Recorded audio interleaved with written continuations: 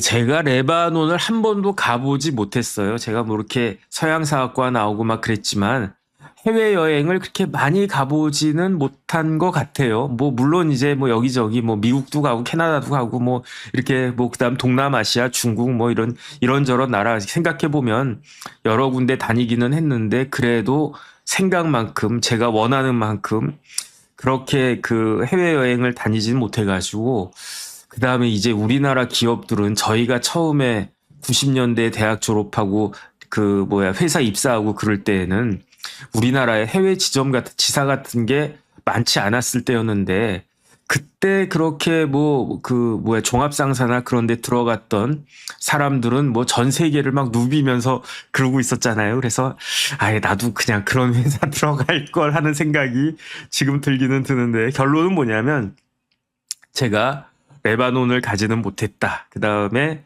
내년에는 제가 환갑이니까 환갑 기념으로 성지순례를 가게 되지 않을까 그런 기대는 하고 있는데 그래서 제가 레바논을 가보지는 못했는데 레바논 관련해 가지고 뭐 이것저것 찾아보고 그 다음에 이야기를 쭉 들어보니까 레바논이 우리나라 경기도만 하대요. 그 다음에 우리나라 충청북도보다 조금 더 크대요. 그러니까 작은 나라란 이야기죠. 경기도 하루에 렌트카 딱 빌려가지고 여기저기 가면은 뭐 그냥 막 급하게 돌아다니면은 뭐 레바논은 경기도만한 그런 그 나라라니까 그러니까 그렇게 많은 시간이 그 레바논 국토 전역을 둘러보는데 많은 시간이 걸리진 않을 것 같은데 그런데 이야기를 딱 들어보니까 레바논이 그렇게 아름답대요. 그래서 심지어 뭐라고 이야기했느냐?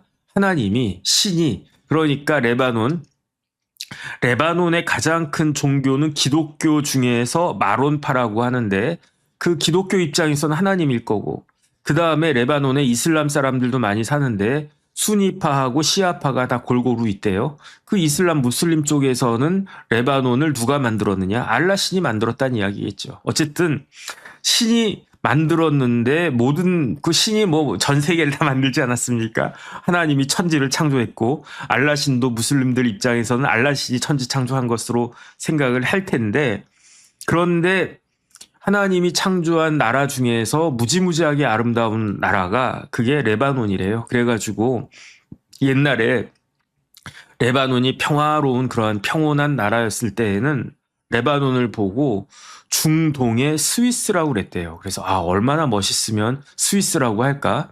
그 다음에 레바논의 수도라고 하면 그게 베이루트 아니겠습니까? 성경에 베이루트가 어디쯤 되나 제가 잘 모르겠어요. 그런데 예루살렘보다 저 북쪽에 있겠죠.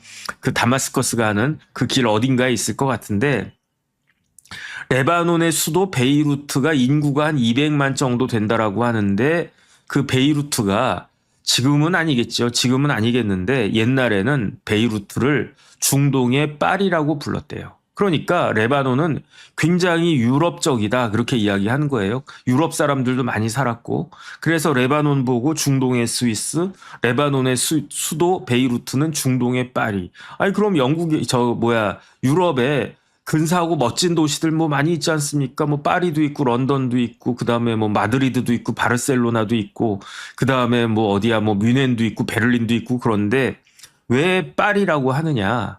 이게 역사적으로 보면요. 레바논 그 땅을 지배했던 그 세력이 어디였냐면 오스만 투르크 제국이었거든요. 그런데 그 오스만 투르크 제국이 터키 뭐 족해가지고 그 오스만 투르크 제국이 어디에 가담했냐면 1차 세계대전에 가담했어요. 독일 쪽으로.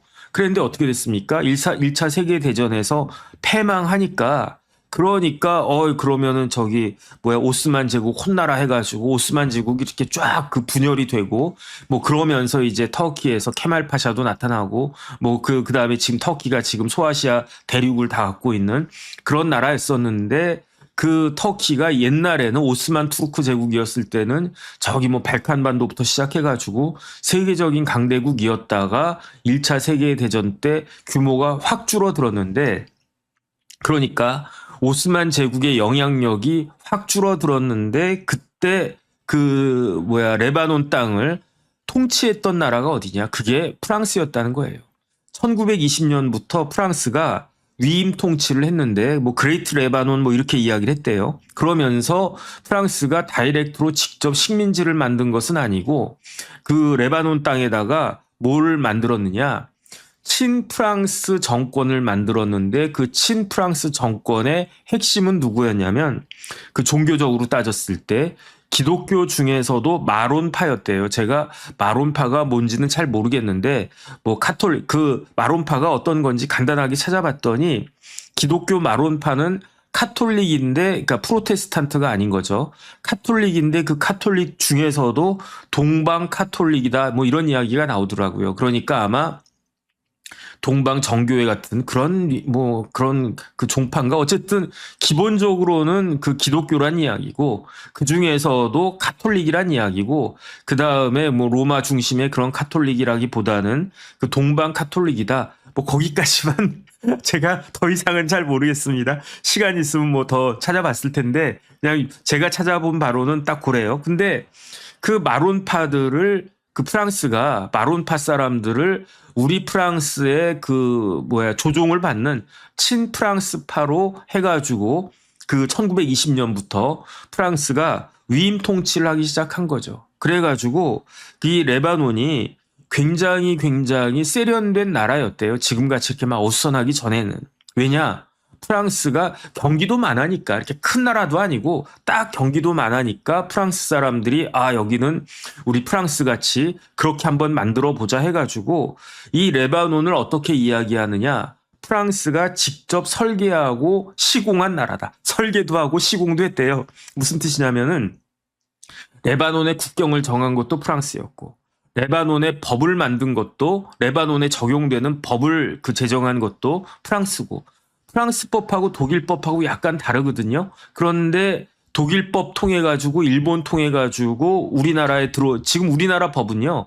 지금 이제 새로 생긴 법들은 좀 다르지만 옛날 기본적인 민법, 형법, 헌법 같은 것들도 일본 통해 가지고 독일법이 들어왔다라고 볼 수 있거든요. 그런데 민법에 프랑스법적인 요소가 조금 있기는 있는데 레바논은 아예 법 자체를 프랑스법으로 만들었다는 이야기예요. 그래가지고 이 프랑스의 법을 체계적으로 만든 사람은 누구냐? 그 유명한 나폴레옹이었는데 그 나폴레옹 민법적 같은 게 잘은 모르겠지만 이 내용대로라고 하면은 레바논 민법은 나폴레옹 민법하고 비슷하지 않을까 그런 생각 들고 그럼 이런 식으로 국가의 기본 틀을 누가 짰느냐? 프랑스가 짰대요. 그 다음에 교육체계도 유럽식 교육체계를 프랑스가 딱 심었대요. 그러면은 레바논에 대학이 있는데 어떤 대학이냐면 AUB라고 한 대학이 있대요. 이게 어떤 대학이냐면은 아메리칸 유니버시티 베이루트라고 한 게 있대요. 그러니까 중동에는 아메리칸 유니버시티가 여러 개가 있는데 아메리칸 유니버시티가 카이로에도 있고 몇 군데 있는 것 같아요. 그런데 아메리칸 유니버시티 베이루트가 이 AUB가 굉장히 명문이었던 것 같아요. 그래서 중동에서 나 AUB 나왔다 그러면 좀 먹어주는 그러한 대학이었는데 왜 그렇게 됐는가? 프랑스가 아예 작심하고 레바논이라고 한 나라를 제대로 한번 만들어 보겠다. 그래가지고 그때는 진짜로 레바논의 베이루트에 중동의 부자들 돈이 막 지금 두바이 같이 그랬던 한때가 있었다는 거죠. 이 레바논이 1941년 11월 26일에 독립선언을 하고요. 그 다음에 실질적으로 독립이 된 것은 1943년 11월 22일에 이때는 그 2차 세계대전 그 도중 아니겠습니까? 그때 레바논이 딱 독립을 하는데 그러니까 베이루트나 이런 데는 아랍어가 당연히 쓰이겠죠. 거기 아랍 사람들일 테니까. 그런데 그때 거기에는 베이루트에서는요. 불어가 거의 아랍어만큼 그렇게 통용될 수 있을 정도로 그런 나라였다. 그런 나라였는데 1943년에 이제 드디어 레바논이 독립국가가 되는 거죠. 그런데 이 독립국가가 됐을 때 그 레바논에는 여러 인종도 여러 민족이 살고 있었지만 각각의 종교가 쭉 살고 있었어요. 그런데 제일 많이 살았던 사람들이 어디냐? 기독교 마론파였다라고 주장을 하는데 꼭 그렇지는 않은 것 같아요. 이게 레바논은 얼마나 조금 그런 나라냐면 대통령하고 총리하고 국회의장이 각각 파가 종파가 달라요. 그러니까 예컨대 제가 크리스찬이다. 그러면 전 대통령 될 수 있습니다. 그런데 국무총리는 못 돼요. 그리고 국회의장도 될 수가 없어요. 왜 그렇게 되어 있느냐? 레바논 처음에 이제 독립했을 당시에 이것도 프랑스의 영향이 굉장히 컸었을 것 같은데 가장 큰 그 사람들이 있는 그 종파가 종교가 어디냐? 기독교 마론파다. 그러니까 기독교 마론파에서 대통령은 기독교 마론파에서 하자. 그래서 모든 대통령은 다 기독교 마론파예요. 그다음에 그러면 총리도 있어야 될 거 아니냐? 그러면 총리는 어디 시킬까? 이슬람 중에서도 순니파 시키자. 순니파가 그 사우디아라비아 그쪽이 그 대다수인 그게 이제 순니파 아니겠습니까?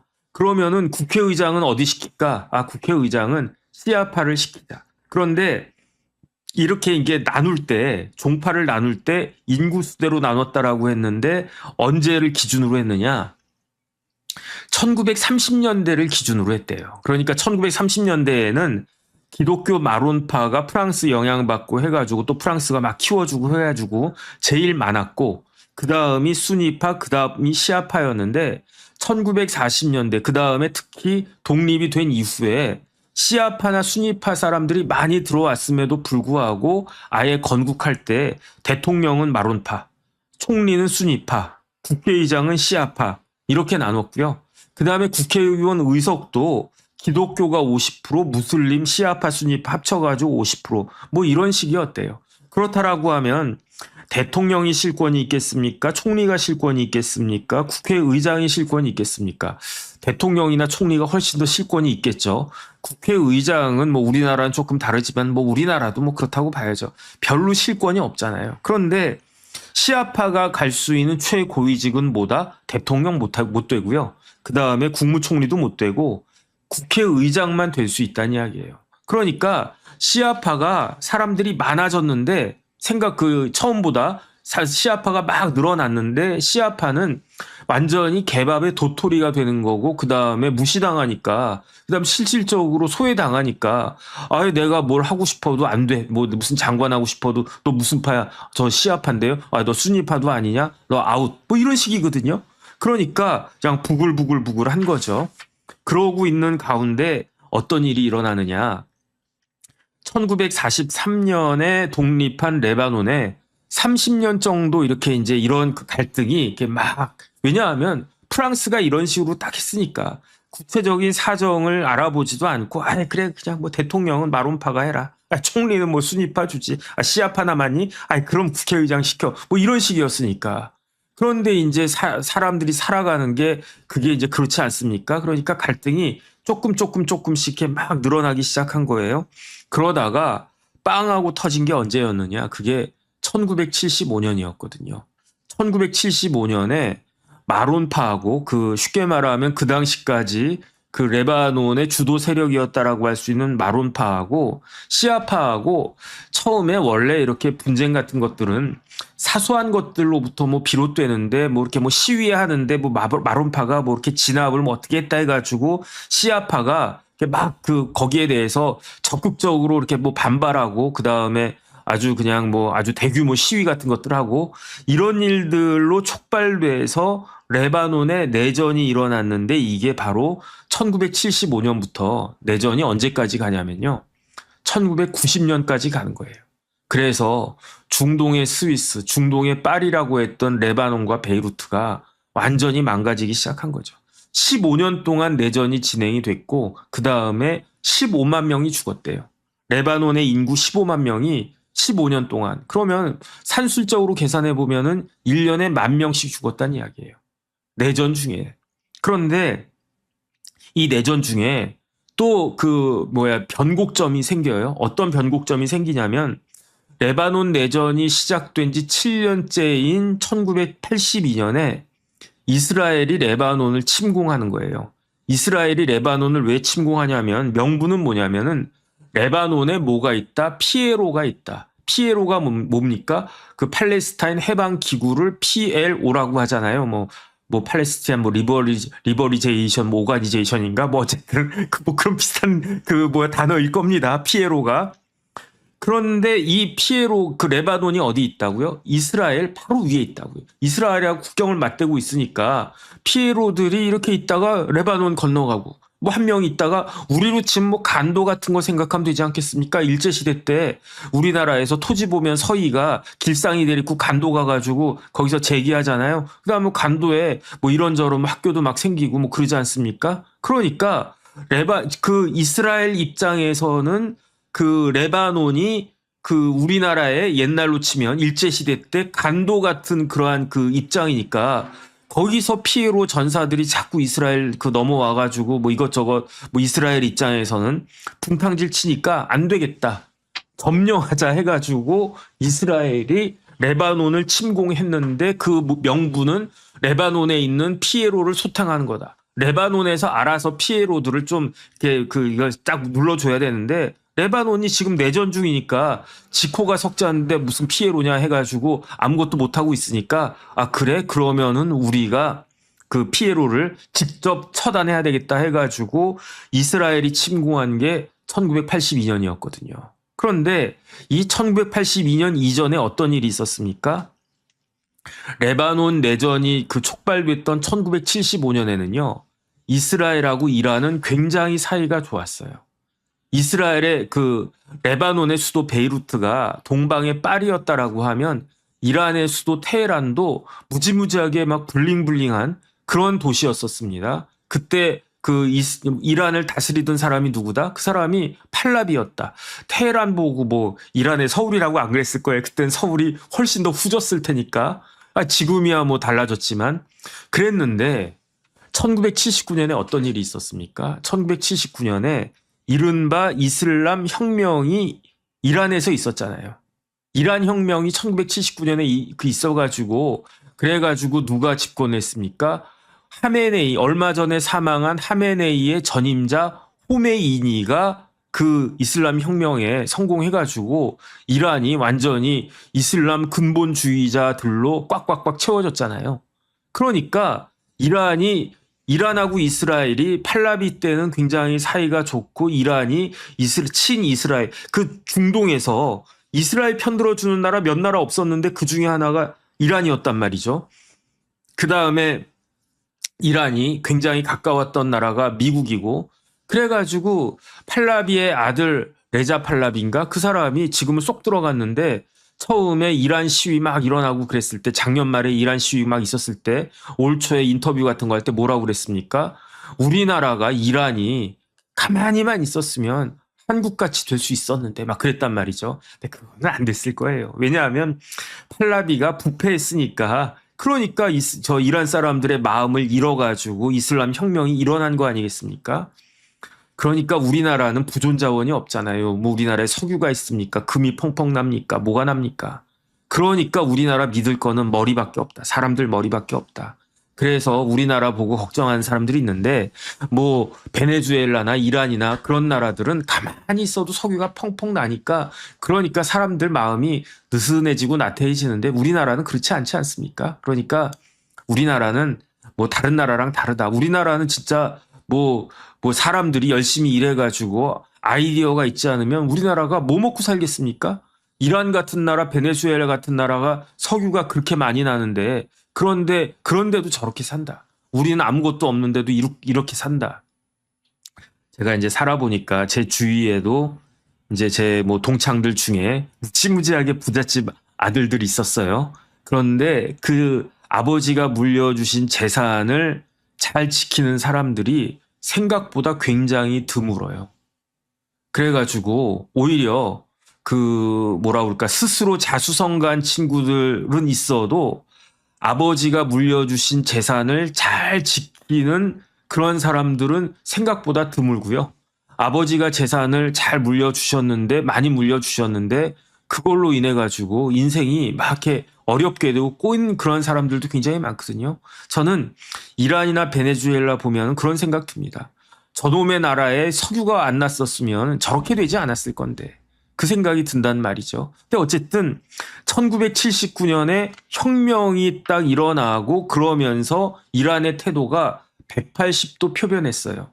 이스라엘을 막 칭찬하고 아 이스라엘 좋다 뭐 미국 좋다 우리도 뭐 서양에 그 아주 선진 문물들을 잘 받아들여야지. 그 다음에 이왕이면 뭐 샤넬 두르고 뭐 에르메스 뭐 그 다음에 뭐야 뭐 벤츠 BMW 타고 석유 팔아가지고 그렇게 해야지. 그 다음에 사실은 그랬었단 말이죠. 일부는 그랬는데 이란의 그 뭐야 많은 그 민중들은 보니까 이제 몇몇 10% 이란 인구가 1억 명이면 1,000만 명 정도는 그때 팔라비 때 무지하게 블링블링하게 뭐 누구 부럽지 않게 막 잘 살았는데 90%는 아 나는 이런 옷 입고 다니는데 쟤는 뭐 에르메스 입고 다녀 뭐 샤넬을 두르고 있어 뭐 가방은 뭐야 그 다음에 뭐 타고 다니는 게 뭐지 뭐 롤스로이스 타고 다녀 뭐 페라리가 막 굴러다니네 이러니까 배가 아픈 거지. 그러니까 이슬람 혁명이 일어났던 거 아니겠습니까? 근데 이슬람 혁명이 이루어지고 난 다음에 이란의 주적이 이스라엘로 바뀌었잖아요. 그러니까 그 다음에 이제 이란이 어떻게든 뭐 이제 시아파의 맹주가 이란이니까 시아파 세력을 확대하기 위해서 이런저런 노력 많이 하지 않았습니까? 그런데 레바논에서 내전이 일어났을 때 그때 레바논 내전은요, 막 굉장히 복잡해요. 그래가지고 온갖 종류의 막 종파들이 막 서로 막 물고 뜯고 막 싸우고 있었는데 시발점이 어디였다고요? 시발점이 기독교 마론파하고 시아파가 부딪힌 게 그게 시발점이었다라고 했는데 그런데 시아파는 전체 이슬람 중에서는 소수파인데 그 시아파, 순위파의 맹주가 사우디라고 하면 시아파의 맹주는 이란 아니겠습니까? 그런데 이란이 75년에는 뭐 그러든 말든 뭐 우리는 미국하고 이스라엘이 너무너무 좋아 이러고 있었는데 79년에 호메이니가 집권을 한단 말이에요. 근데 레바논에서 시아파가 밀리고 있어, 몰리고 있어. 그 다음 보니까 레바논이라고 한 나라가 우리 시아파들을 차별하고 있네? 그러니까 어떻게 했겠습니까? 시아파를 이란에서 1979년 이후에는 도와줬겠죠.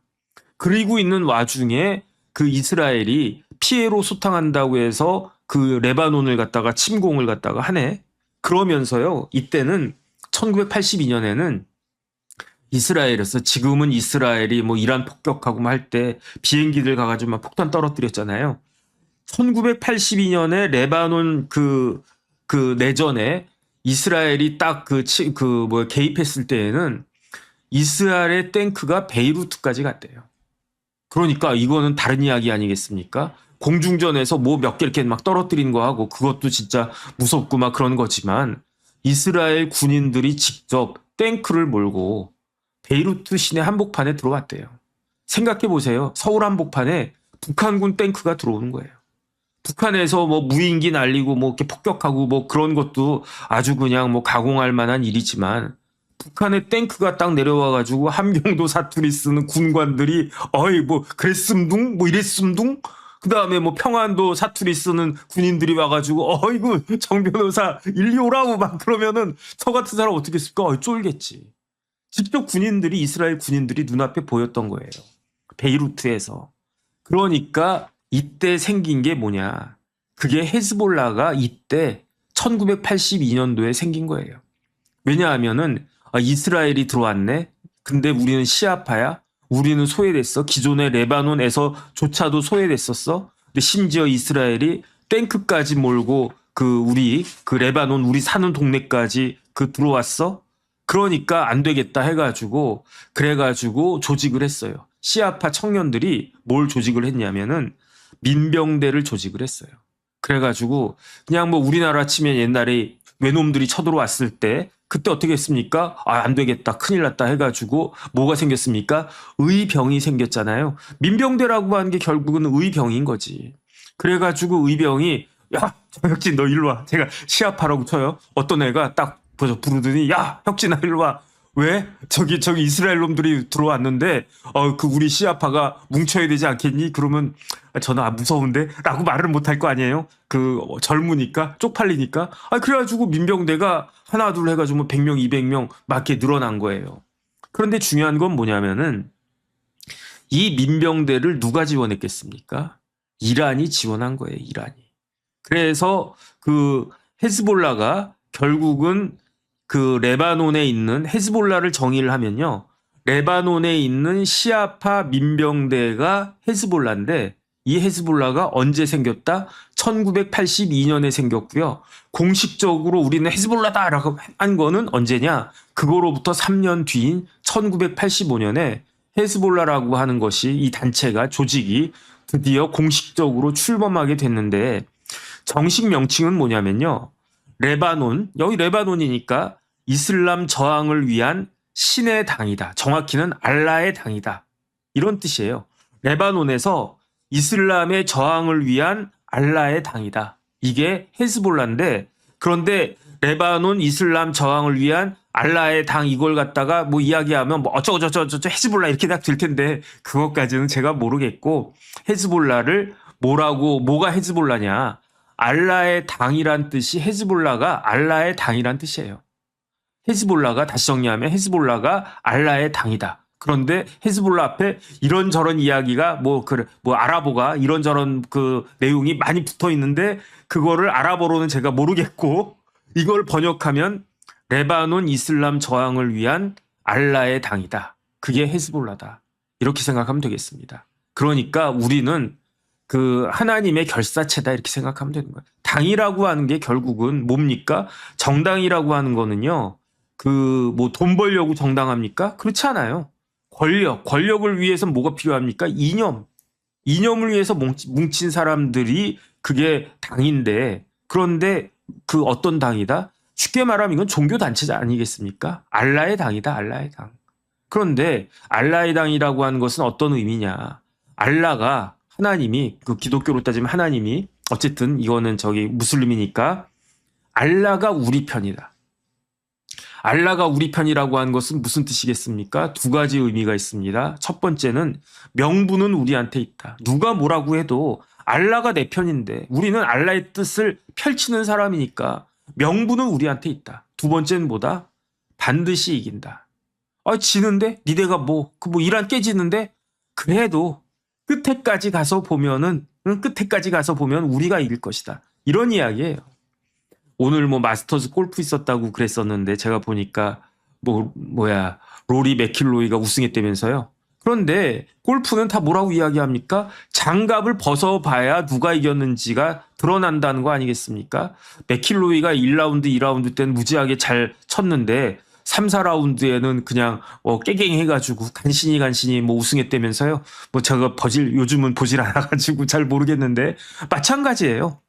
그래가지고 지금은 그 미국 놈들이 이스라엘 놈들이 우리 시아파, 우리 이란을 막 치고 있다고 하더라도 결국에 가면 알라가 우리를 도와주셔가지고 우리가 이길 것이다. 이 생각을 누가 하느냐? 헤즈볼라가 이런 생각을 하고 있다는 거예요. 그러니까 어차피 죽음을 각오한 사람들 아니겠습니까? 이게 헤즈볼라다. 그러니까 무섭다는 이야기예요. 그런데 이 헤즈볼라를 어떻게 생각해야 되느냐? 이 헤즈볼라를 단순히 그래가지고 어쨌든 저 중간에 보면은 이란이 헤즈볼라를 굉장히 많이 도와줬대요. 도와주고 있대요. 근데 지금은 지코가 석자니까 지금 좀 그랬겠지만 지금도 매년 그러니까 작년까지 이란이 헤즈볼라에게 뭘 줬냐? 돈을 줬대요. 얼마 줬겠습니까? 몇억 불을 줬는지 몇십억 불을 줬는지 석유 팔아가지고 헤즈볼라를 적극적으로 도와주고 있어요. 왜 그렇습니까? 바로 이스라엘 코앞에서 이스라엘을 노리고 있는 나라가 노리고 있는 단체가 그게 헤즈볼라니까. 그다음에 이미 그 레바논 내전 때에도 이란에서 무기도 보내주고 뭐 이것저것 다 보내줬지만 교관들도 보내줬대요. 지금도 매년 뭐 몇 조씩 보내준다는 이야기죠. 뭐 수억 달러인지 수십억 달러인지 어쨌든 그다음에 무기도 보내주고 그다음 훈련도 시켜주고 교관 보냈다라고 하니까 그다음에 이란이 헤즈볼라한테 제공하는 게 더 중요한 게 무엇이냐? 정보를 제공한다는 거잖아요. 정보를. 그런데 지금 이란에다가 정보를 제공해 준 나라가 어디입니까? 첫 번째가 러시아, 두 번째가 중국. 근데 어쨌든 이란이 헤즈볼라하고 정보를 공유한대요. 그 다음에 어떻게 보면 더 근본적이고 더 중요할 수 있다라고 볼 수 있는 게 이란이 헤즈볼라한테 제공한 것 중에 제일 핵심적이라고도 할 수 있는 게 뭐냐면 이란이 시아파 아니겠습니까? 시아파의 이념을 헤즈볼라한테 계속적으로 제공하고 있대요. 가르쳐주고 있대요. 시아파는 이거다. 알라시는 이렇다. 헤즈볼라요. 니네가 열심히 싸우다가 그러다가 전사하면 그게 뭐가 된다? 순교가 된다. 이런 식으로 헤즈볼라를 실질적으로 장악하고 있는 나라가 그 나라가 어디냐? 그게 이란이고. 그러니까 이란하고 이스라엘은 불구 대천 아니겠습니까? 같은 하늘을 같이 이고 살 수 없는 그런 아니겠습니까? 그런데 헤즈볼라는요. 리틀 이란이에요. 그런데 그 헤즈볼라가 어디 있습니까? 레바논 남쪽에 있고 레바논 남쪽이면은 이스라엘의 북쪽이 레바논이니까 그 레바논에서도 남쪽에 있으니까 그러니까 어떻게 되겠는가? 그러니까 이스라엘 입장에서는 진짜 구두 속에 들어있는 돌멩이 이걸 떠나가지고 아주 코 밑에 그냥 징징징징거리는 아주 위협적인 아니면은 목 끝에 칼날 같은 존재가 헤즈볼라가 아니겠는가. 그런데 중요한 건 뭐냐면요. 헤즈볼라는 단순히 무장 단체가 아니에요. 헤즈볼라는 어떻게 되냐면 처음에 이제 민병대로 시작했으니까 IRGC 같은 그런 민병대로 시작했으니까 당연히 군사 조직이었죠. 그런데 그 헤즈볼라가 커져가지고 어떻게 됐느냐.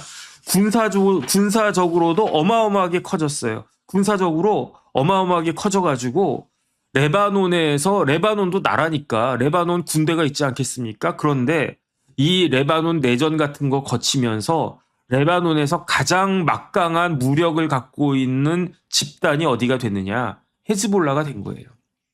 헤즈볼라가 정규군이 45,000명이래요. 에게 쉽겠지만 레바논이라고 한 나라가 경기도만 한 나라고 레바논 인구가 뭐 얼마나 됐겠습니까? 베이루트에 한 200만 산다라고 하니까 다 합쳐봤자 500만쯤 살까? 제가 그거 찾아보지 않았는데 어쨌든 정규군이 45,000명 여기에다가 예비군이 15,000명 도합 몇 명? 6만 명인데 헤즈볼라에서는요 스스로 우리는 10만 대군이다 이렇게 이야기한대요. 그런데 아마 객관적으로는 정규군은 45,000명, 예비군은 15,000명 합쳐서 6만 명 정도는 된다. 이 정도면 레바논뿐만 아니라 중동에서 국가를 제외하고는 가장 최강의 군사 집단 하마스도 있고 그다음 후티 반군도 있고 그렇지만 그 중에서 헤즈볼라가 거의 제일 막강할 수 있지 않나? 어쨌든 그런 생각이 들고요. 그 다음에 레바논의 헤즈볼라는 뭘 많이 했습니까? 전쟁을 많이 겪었기 때문에 전쟁 경험이 많고요. 그 다음에 무장도 잘 되어 있고요. 이란에서 무기 계속 들어오니까 그 다음에 뭐가 세냐?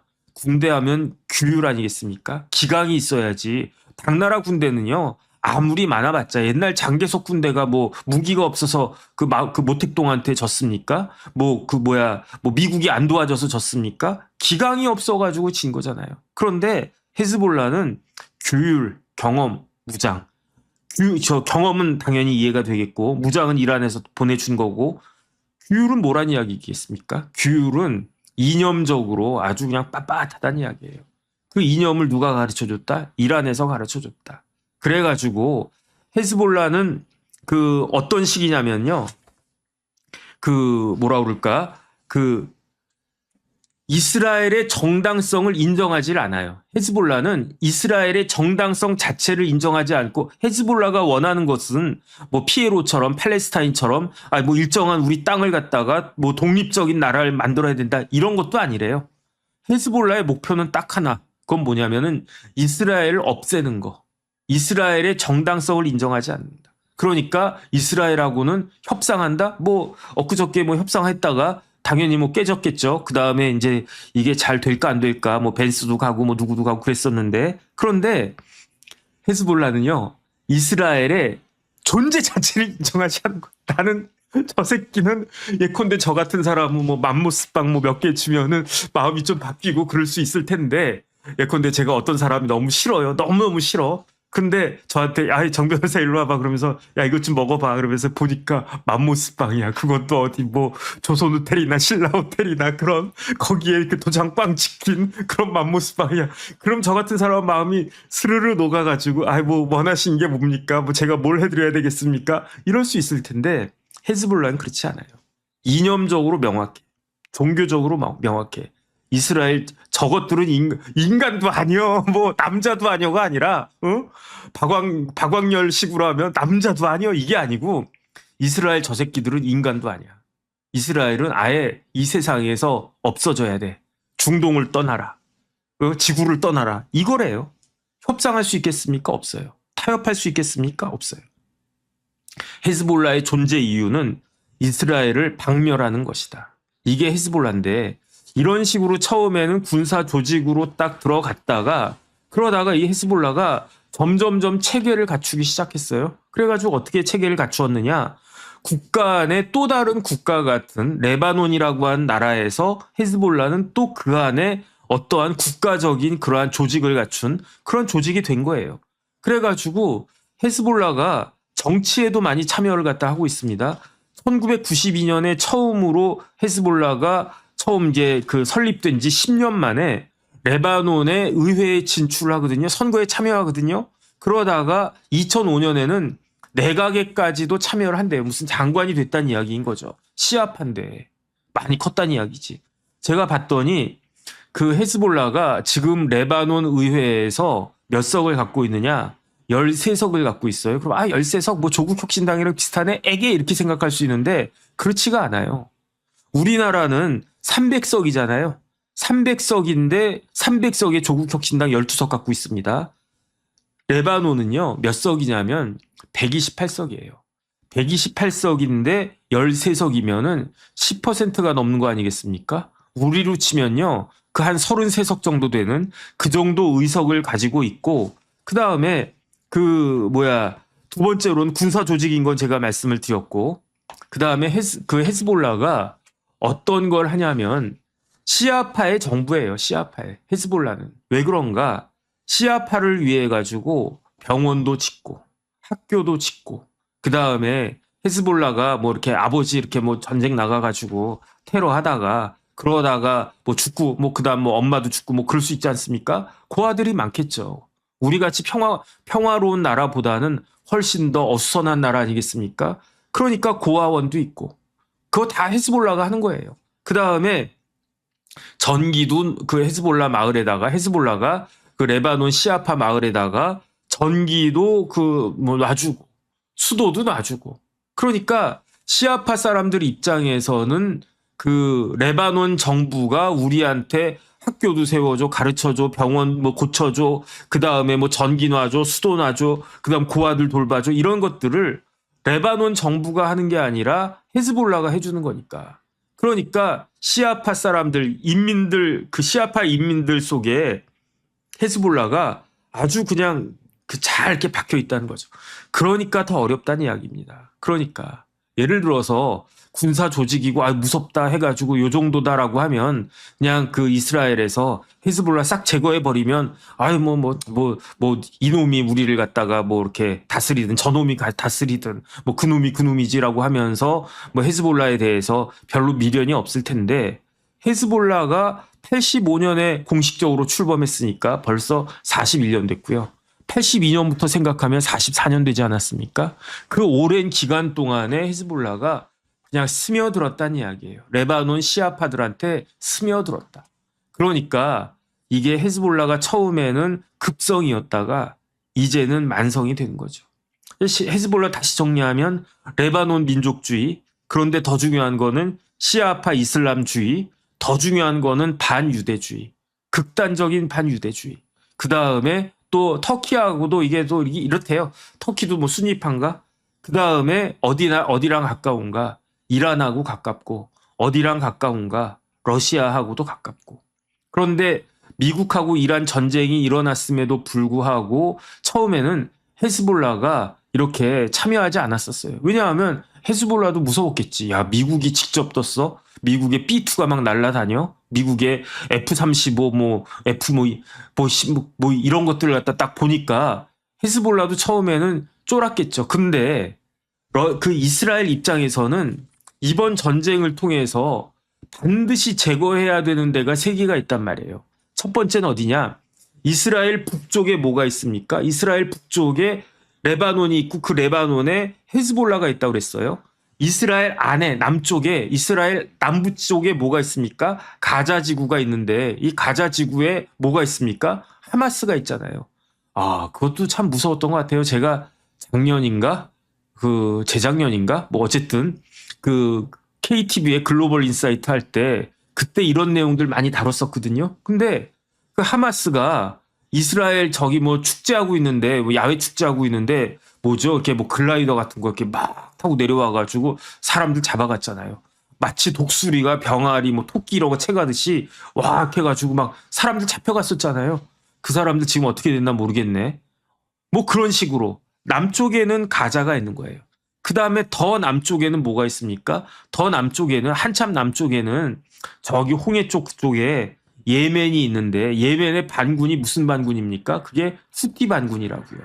그런데 헤즈볼라, 하마스, 후티를 뒤에서 다 조종하고 있는 게 그게 누구냐? 그게 이란이란 이야기죠. 이란이 헤즈볼라도 그 지원하고 하마스도 지원하고 후티도 지원하고 그러니까 악의 축이라고 하는 게 이스라엘 입장에서는 악의 축일 수밖에 없어요. 왜냐하면 다 그냥 종기 같은 것들인데 헤즈볼라도 종기, 하마스도 종기, 후티도 종기인데 거기에다가 힘을 뿡뿡뿡 실어주고 있는 나라가 그게 어디다? 그게 이란이다.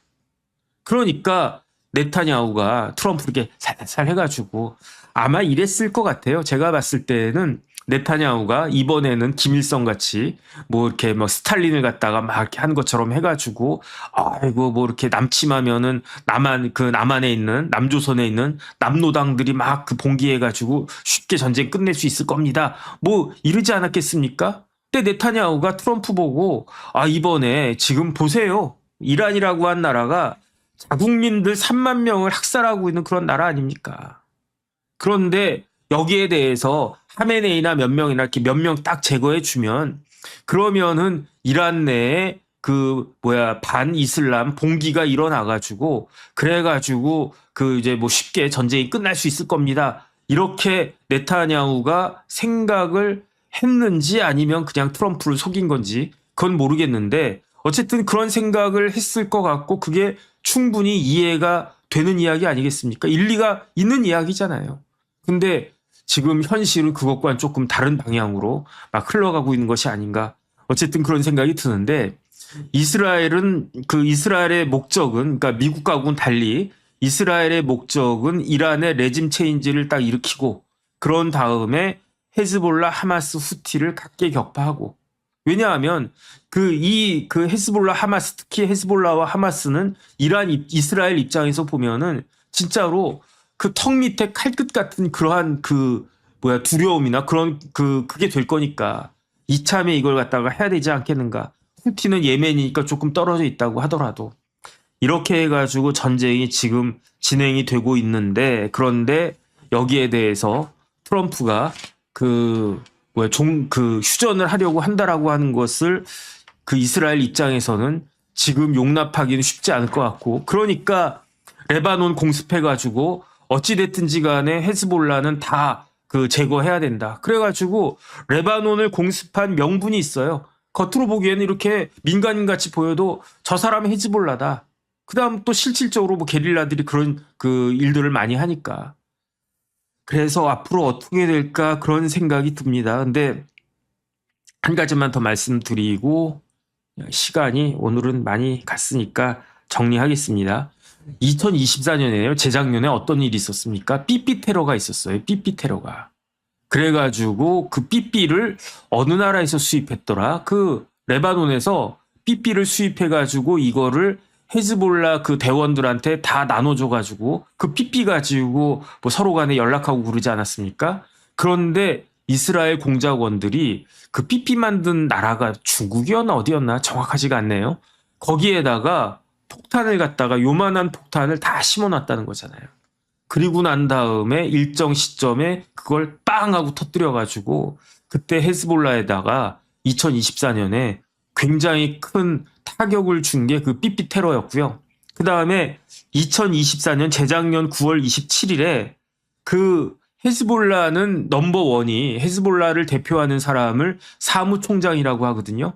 헤즈볼라의 사무총장이 1대가 있었고 2대가 있었는데 1992년부터 무려 32년 동안 사무총장을 했던 사람이 있어요. 그 사람이 누구냐면 하산 나스릴라인데 그러니까 82년에 헤즈볼라가 처음 만들어졌는데 그런데 92년이면 헤즈볼라가 만들어진 지 10년 된 해 아니겠습니까? 그러니까 그 10년 동안에 1대 사무총장이 있고 2대 사무총장이 있었는데 92년부터 재작년까지 2024년까지 무려 32년 동안 사무총장을 했던 사람이 하산 나스릴라인데 2024년에 이스라엘에서 삐삐 테러를 하고 그 와중에 베이루트 지하 벙커에 숨어 있었던 나스릴라를 공습해가지고 그때 나스릴라가 사망해요.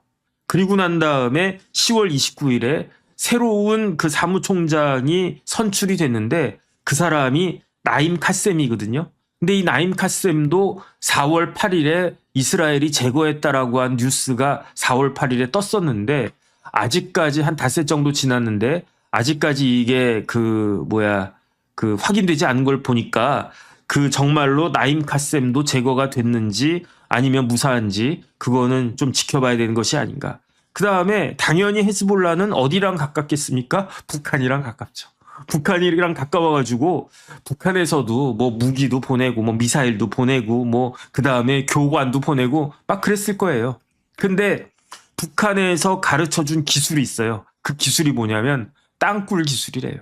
그래가지고 그 헤즈볼라가 북한에서 땅굴 기술 받아가지고 땅굴을 잘 판다 뭐 이런 이야기도 있고 어쨌든 그렇습니다. 근데 이게 지금 전쟁이 제가 생각했을 때 정말 심상치가 않은 것 같아요.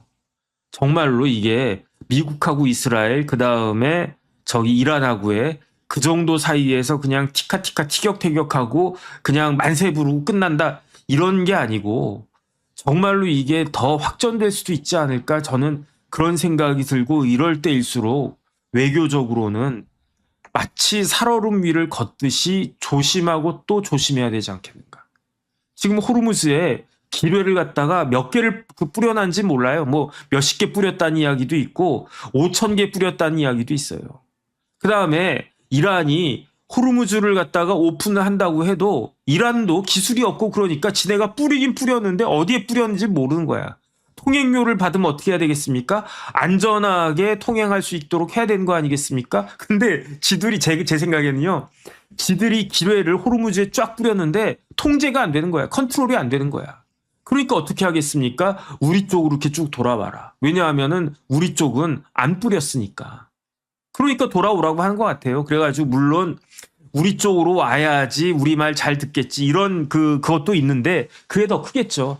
하지만 제가 곰곰이 생각해 보니까 이란이 기뢰를 100개를 뿌렸는지 1000개를 뿌렸는지 5000개를 뿌렸는지 모르겠지만은 저기 진해 영해보다 조금 떨어진 데다가 뿌렸다는 이야기죠. 그 다음에 오만 쪽은 수심이 좀 얕나 뭐 그렇대요. 그래가지고 어마어마한 대규모 유조선들이 갈 수 있는 항로가 그 호르무즈 해협 자체가 좁기 때문에 수심도 얕기 때문에 그렇기 때문에 안전하게 유조선들이 갈 수 있는 항로가 많지 않은데 그런데 그 대표적인 항로에다가 기뢰를 쫙 뿌렸다는 거 아니겠습니까? 그러니까 지금 갈 수 있는 길은 이란 쪽으로 더 돌아가야지 된다. 뭐 이런 식으로 제가 기사를 본 것 같은데 지금 세계가 이렇게 돌아가고 있어요. 그 다음에 또 뭐가 있습니까? 중국하고 러시아가 이란에다가 정보를 준다. 그러면 그 이야기를 트럼프가 기분이가 좋겠습니까? 이스라엘이 기분이가 좋겠습니까? 그러니까 뭐 우리나라뿐만 심지어 지금은요. 처음에는요. 미국이 이란을 공습했을 때 처음에는요. 중국이 몇 마디 했었어요. 이게 말이 되느냐 뭐 주권 국가 어쩌고 저쩌고 그러면 안 된다 뭐 이렇게까지 이야기하고 미국이 베네수엘라 쳤을 때는 중국이 뭐라고 그랬단 말이에요. 근데 지금은 중국이 뭐라고 이야기합니까? 러시아가 뭐라고 이야기합니까? 생각보다 세네. 그 생각하는 거잖아요. 시진핑이 트럼프 보고 중국이 시진핑이 뭐라고 생각하겠습니까?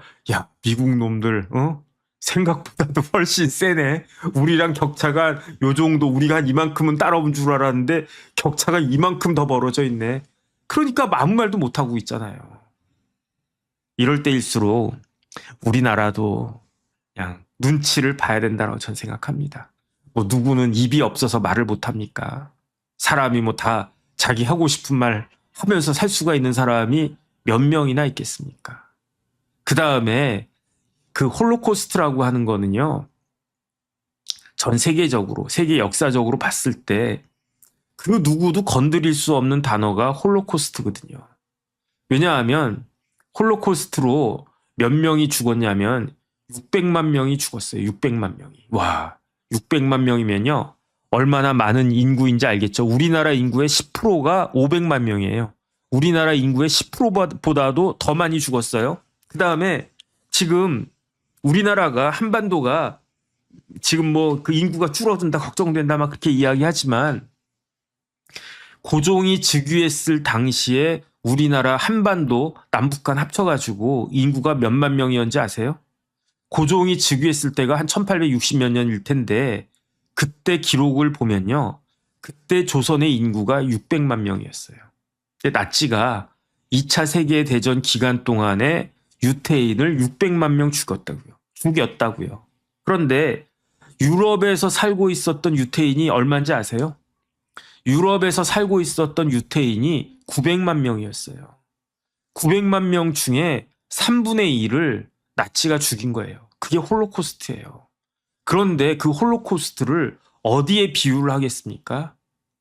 그러니까 이거를 그 이스라엘 입장에서는요. 홀로코스트, 뭐 유태인 학살 이런 이야기를 쉽게 하는 거를 용납할 수가 없는 거예요. 그러니까 우리나라도 뭐 이런저런 이렇게 금기시되는 것들 있잖아요. 뭐 세월호도 그렇고 뭣도 그렇고 5.18도 그렇고. 그런데 그거를 아주 그냥 뭐 사소한 것처럼 그렇게 이야기하면 우리부터 발끈할 거 아니에요. 그런데 홀로코스트는 그런 일들하고도 비교할 수 없을 정도라고 전 세계인이 공감하고 있는, 유태인뿐만 아니라 전 세계 문명국들이 공감하고 있는 사건이 그게 홀로코스트이고, 그러니까 이스라엘이 무슨 짓을 해도 무슨 일을 해도 홀로코스트 한마디 하면 까방권이 되는 거 아니겠습니까? 야, 쟤네 나라 저런 거 겪었었지. 아, 그래, 그러면 뭐 인정은 아니더라도 뭐 어떻게 하겠냐, 뭐 어쩌겠냐, 뭐 이런 거 아니겠습니까?